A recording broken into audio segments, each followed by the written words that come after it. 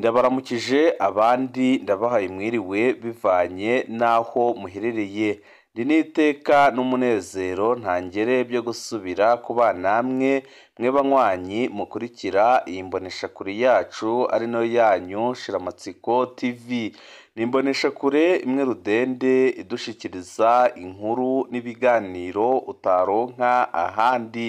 Uyu ni umwanya w'amakuru agezweko ari kuvugwa ngaha mu gihugu c'u Burundi, aho ino mboneshakure yacu ari nayo yanyu Shiramatsiko TV ibategurira amakuru ahambaye cane aba ari kuvugwa mu bisata bitandukanye, aho twibanda cane cane ku makuru aba ari kuvugwa ku gateka kazina muntu, aba ari kuvugwa mu butungane, aba ari kuvugwa mu cibano, aba ari kuvugwa ku mbuga ngurukana bumenyi, aba ari kuvugwa muri politike ndetse n'andi yose mutamenye muba mwaranyegejwe turatohoza amaze tukabashikiriza ido n'ido. Bunyoni arapfungurwa canke arakomeza gupfungwa? Iki ni ikibazo kiriko kiribazwa n'abarundi batari bakeya kugeza mu bihangange.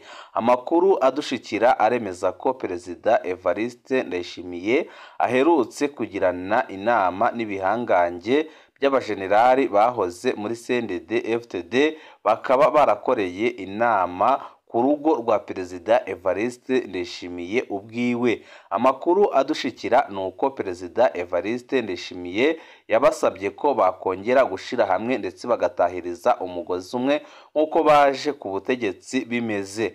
Amakuru dufise kandi yizewe nuko bamwumviye ndetse bakwemera kumufasha kugira ngo agume ku butegetsi, aho bamwemereye ko ashobora no kwitoza mu matora ya 2027. Ikintu gikomeye cyane ndetse cyateye ubwoba Perezida Evariste Ndayishimiye, bamusabye ibintu bigoye cyane ndetse bikomeye. Bamusabye gupfungura Generali Arengiyome Bunyoni wahoze ari umushikiranganji wa mbere w'igihugu c'u Burundi. Amakuru adushikira aturuka ku kirimba c'umukuru w'igihugu aremeza ko Perezida Evariste Ndayishimiye yaba yariketse ko ari umutego ukomeye yaba yaratezwe n'ibihangange kugira ngo Bunyoni namara gupfungurwa nyabuna bazahite bamufasha abari we uba umukuru w'igihugu. Ndayishimiye ubaribaza niba koko ashobora gufungura Bunyoni canke niba ashobora kumureka. Ikibazo gikomeye Ndayishimiye asigaranye nuko ibyo bihangange biherutse kumubwira ko igihe atapfungura Generali Arengiyome Bunyoni rwose batamushigikira na gatoya. None Ndayishimiye arakora iki? Ese aremera gupfungura Bunyoni? Ese aragumya apfunge Bunyoni? Ese ni ukubera iki Perezida Evariste Ndayishimiye atinya Bunyoni? Ni ukubera iki banyinyuranye mu myaka ya mbere y'ubutegetsi bwiwe? Byose mugiye kubikurikira kuri no muyoboro wa YouTube Shiramatsiko TV ubashikiriza inkuru n'ibiganiro utaronka ahandi.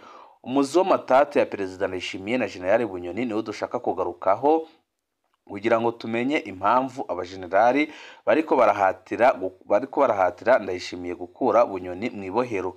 Nyakanga 2022 yabayemwo impinduka zitangaje benshi, kuva Perezida Ndayishimiye atangaje ko ubutegetsi bwe burimwo ba maconco bashaka kumutembagaza. Abantu bashobotse babona ko avuga Generali Arengiyome Bunyoni.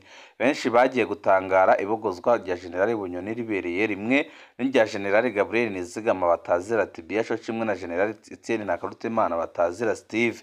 Icatangaje benshi nuko abo babiri bandi bari bazwi ko badakunda Bunyoni. None byagenze gute ngo abo bahuriye ku mugambi wo gukura Ndayishimiye? Kubera iki abantu bagirizwa ibintu bikomeye nk'ibyo batafashwe ngo bapfungwe? None uruhande rwa Bunyoni n'ururimwo bande? Perezida Ndayishimiye we ari kumwe nande? Kubera iki Bunyoni ari we wapfunzwe abandi bajenerali aho gupfungwa bagasubizwa mu mabanga ndetse akomeye? Umutego wa Nkurunziza. Ico gihe Generali Bunyoni na Generali Ndayishimiye basa n'abatanganwa uburongozi bw'umugambwe, maze bumvisha umukuru w'igihugu ko umugambwe ukwiye kurongorwa n'umusirikare. Ico gihe amakuru y'ibanga yemezaga ko Perezida umuhisi Petero Nkurunziza atashakaga ko ari umujenerali umujya iruhande. naho General Bunyoni ari we yari yegereye cyane Perezida Nkurunziza kandi bakaba bari basangiye inyungu nyinshi z'ubutunzi. Perezida Nkurunziza yahisemwo General Ndayishimiye mu burongozi bw'umugambwe. Imvo nyamukuru ni uko Perezida Nkurunziza yari yibaza ko Ndayishimiye ari we yorosha, kumbure ari we bizoroha guhinduza intumbero canke kwaka ubutegetsi amaze kubushikira. Nkurunziza yaratinya ko Bunyoni ashikiriye ubutegetsi yoba ikinani atoshoboye kugonda, kumbure kikamunyaga n'ubutunzi bari basangiye. Kugira Evariste Ndayishimiye yemererwe gutwara, hari ibyo babanje kumvikana na Petero Nkurunziza, harimo kumugira imboneza y'ikirenga maze akaguma abazwa imbere y'uko ihafatwa ingingo zikomeye mu bisata bimwe bimwe by'igihugu, harimo ko Nkurunziza azoguma ari we araba ibijanye n'ubutare, harimo ko Nkurunziza ari we azaguma ari we araba ibijanye n'ubutare, harimo ko Ndayishimiye agena mu bibanza bikomeye abo Nkurunziza yamuhaye. Byari bimeze nk'uko igihugu cobaye gifise abaperezida babiri. Mu Kirundi bati inkuba zibiri ntizisangira igicu. Umutima wa Nkurunziza warahagaze giturumbuka, inkuba imwe iba iravuyemwo. Naho Nkurunziza yapfuye, Evariste Ndayishimiye yarubashe ibijanye n'amazina y'abaja mu nzego zihambaye. Bunyoni nk'umushiranganje wa mbere, Ndikuriyo nk'umukuru w'umugambwe, Ndabirabe nk'umukuru w'inama nshingamateka, Sinzohagera nk'umukuru w'inama nkenguzamateka. Abo bantu bose bari bafise imigenderanire idasanzwe na Nkurunziza, bamwe rero nabajeje amatungo yiwe. Evariste Ndayishimiye akikujwe n'abo bantu, hejuru yiwe hakaba imboneza y'amaho, nta butegetsi yari kuba afise. Perezida Ndayishimiye yaje ari mu perezida atangaje, agumana abantu bose bahora iruhande y'uwo yasubiriye, kugeza no kuba mugendanira. Hari abagabishije Ndayishimiye ko yihenze rwose mu kugena Bunyoni mu bushiranganje bwa mbere, ariko Ndayishimiye we yavuga ko ategerezwa kubahiriza ibyo yemereye Sogo. Hari abibajije ari ubujuju, ariko biboneka ko yahisemwo kugenda gahoro gahoro, benshi bakamwihenda ko we akirinda guhungabanya inzego no gusekana n'abo atazi akaba arimwo. Mu bisanzwe Nkurunziza yasigiye Ndayishimiye umutego ukomeye, bisa nk'uko yamusigiye abamucunga aho kumuha abamufasha. Amakuru dufise yo mwibanga kandi yemezwa na bamwe mu bategereye abo bagabo babiri, avuga ko Petero Nkurunziza yari yateguye ingene azogaruka ku butegetsi. Yari azi ko Ndayishimiye na Bunyoni batazumvikana, maze akaba ari we yamama biramutse biyangara, naho abagunyabanga bakamusaba kugaruka ku butegetsi. Ibyatandukanije Ndayishimiye na Bunyoni. Imigenderanire y'umukuru w'igihugu n'umushiranganje wa mbere isanzwe itoroshe, na cane cane iyo basa n'abanganya igihagararo. Hagati ya Ndayishimiye na Bunyoni ho byari bigoye kurusha, kubera Bunyoni atubaha Ndayishimiye, ahubwo yomubona umengo niwe muto kuri we naho yamutwara. Mu bitari bike Bunyoni yigenza nk'umukuru w'igihugu, ahandi naho akabuza ingingo za Perezida Ndayishimiye kuja mu ngiro. Inshuro zitari nke zike Perezida Ndayishimiye yaridoze ko atagira abamufasha. Perezida Ndayishimiye yihaye inzira yo gukura amanyama General Bunyoni mu kuzibira imihora yakuramwo amahera adasiguritse. Perezida Ndayishimiye yafashe ingingo zikomeye mu bijanye n'ubudandaza rw'abakobwa mu bihugu by'Abarabu, mu gihe umukobwa wese agiyeyo yasiga amadolari 300 ku kibuga c'indege ca Bujumbura. Ku mwaka aho ku kibuga c'indege bahakura hafi imiliyaridi 20 z'amarundi. Yagaburwa n'akarwi gato cane karimwo General Bunyoni. Ahandi Bunyoni yakura amahera ni muri Pafe, aho bivugwa ko kuri pasiporo yose iguzwe yoba yaronka ibihumbi 100 fabo. Urudandazwa rukomeye cane yarukuramwo amahera n'icukurwa ry'ubutare.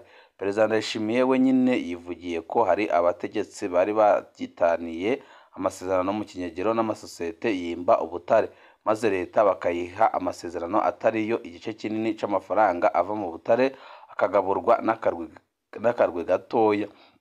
Perezida Ndayishimiye yaciye ahagarika amasezerano yose ajanye no gucukura ubutare. Aho nta wakwibagira ibibera mu gisata c'idandazwa ry'ibitoro, gisata Perezida Ndayishimiye yakoze ibishoboka byose ngo agifate mu minwe, ariko bikaboneka neza ko Ndayishimiye nawe byamutaye kuw'amazi. Mu bijanye na politike n'imigenderanire n'amakungu, umukuru w'igihugu n'umushiranganje wa mbere ntibahuza ku kibazo cyo gusubiza hamwe n'u Rwanda, ntibigeze bagihurizako. be no kuvavanura n'umuhari wa FDLR.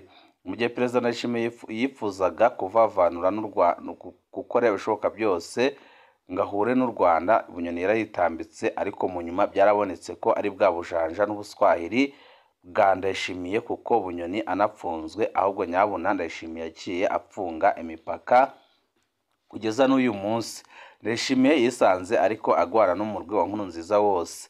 Ingingo Perezida Ndayishimiye yagiye arafata zo gusubiza ibintu mu buryo yasanze zigwanywa n'abategetsi bose Nkurunziza yamuhanura kugena, benshi zarababangamira kubera mu kiringo ca gatatu ca Nkurunziza umutegetsi wese yari asigaye ameze nk'umwami mu gace ajejwe, akiba uko ashatse atacamira, agahohotera abandi uko abishatse. Imvugo yo kurwanya ibiturire yatumye abategetsi benshi bumva babangamiwe. Abategetsi benshi barashavujwe n'ingene Ndayishimiye abita ibinebwe.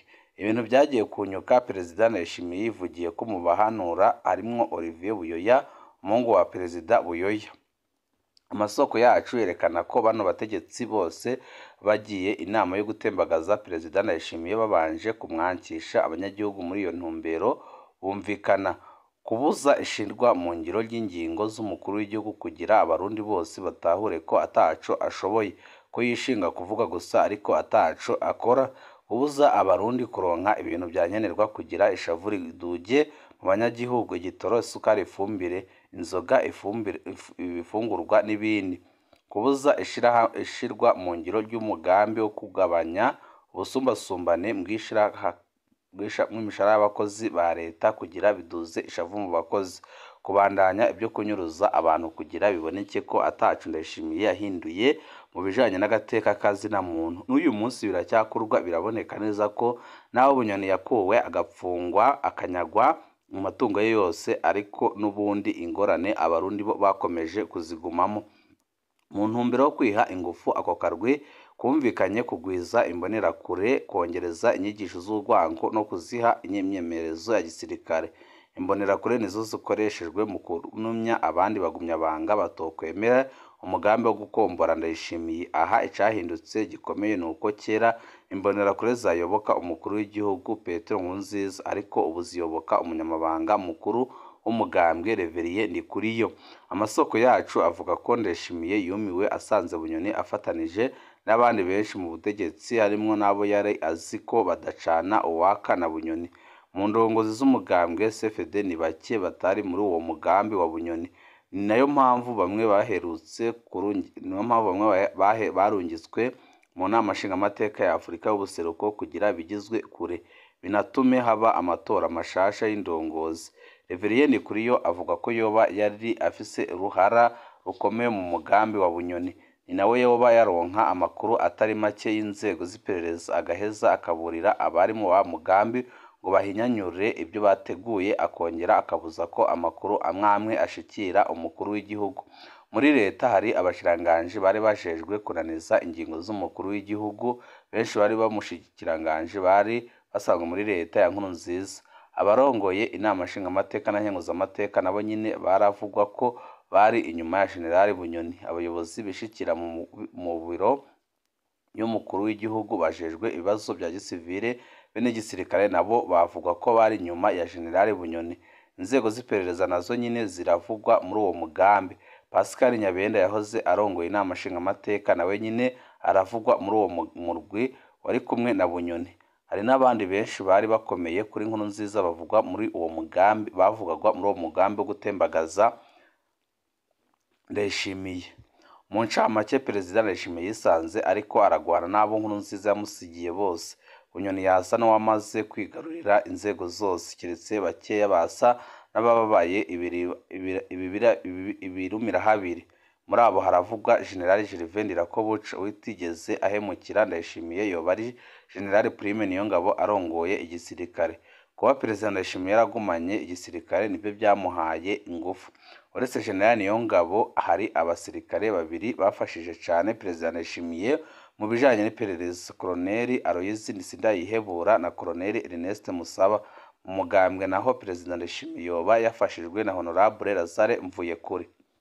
Kubera iki Ndayishimiye yapfunze Bunyoni ndetse akamushirako ibyaha bikomeye. benshi baremeza ko byose yabikoze mu ntumbero yo kugira ngo amwigize kure, ariko ibihangange bikaba bitariko biramworohereza, biriko biramusaba kumufungura uko byagenda kose. Ibihe byiza nibyo ndabipfurije.